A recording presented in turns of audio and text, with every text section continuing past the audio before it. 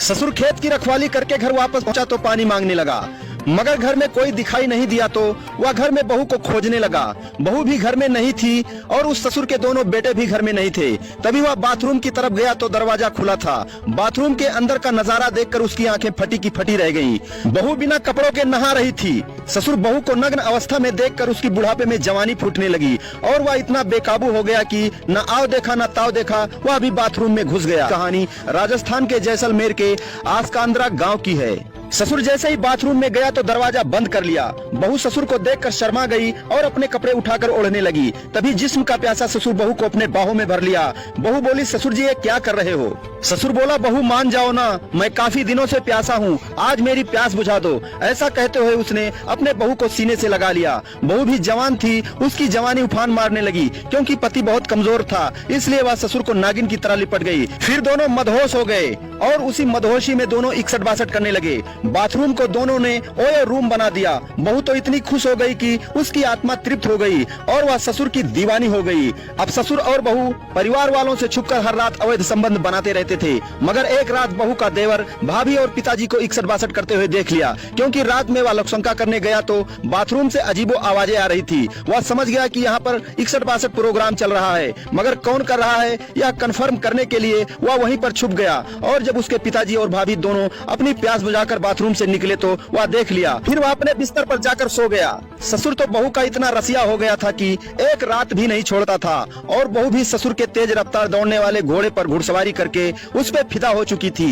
दोनों एक रात बाथरूम में जिस्म की प्यास बुझा रहे थे। तभी उसका पति आ गया।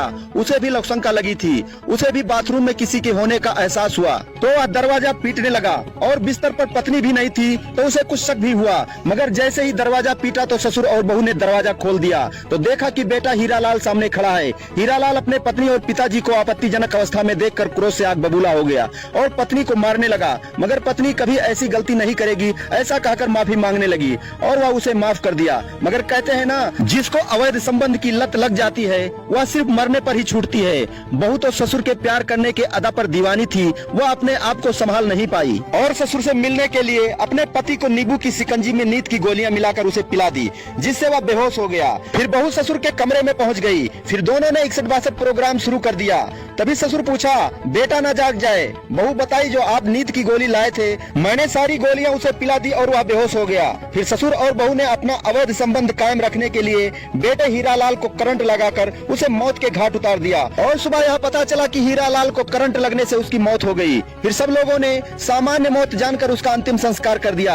लेकिन मृतक के छोटे भाई ने अपने भाभी और पिताजी की काली करतूतों की लंका ढहा दी। मृतक के छोटे भाई ने नामजद मुकदमा दर्ज करवाया, जिसके बाद पुलिस ने शव को कब्र से बाहर निकालकर मेडिकल बोर्ड से उसका पोस्टमार्टम करवाया। वहीं दूसरी ओर पुलिस मामले की जांच में जुटी रही और हीरालाल की पत्नी और उसके पिता को हिरासत में लेकर पूछताछ की। पूछताछ के दौरान दोनों ने अपना अपराध कबूल कर लिया और उन्होंने बताया कि कैसे उसे मारा। फिर पुलिस ने दोनों को अरेस्ट कर लिया और धारा 302 के तहत उन दोनों को जेल भेज दिया। तो दोस्तों, आजकल समाज में इस तरह के अपराध बढ़ते जा रहे हैं। आपराधिक मानसिकता को समझें, आपराधिक मानसिकता वाले व्यक्तियों से दूर रहें, अपने परिवार को दूर रखें, सावधान रहें, सतर्क रहें और अपने परिवार को सुरक्षित रखें। आप सभी प्यारे दर्शक बंधुओं को प्यार भरा नमस्कार।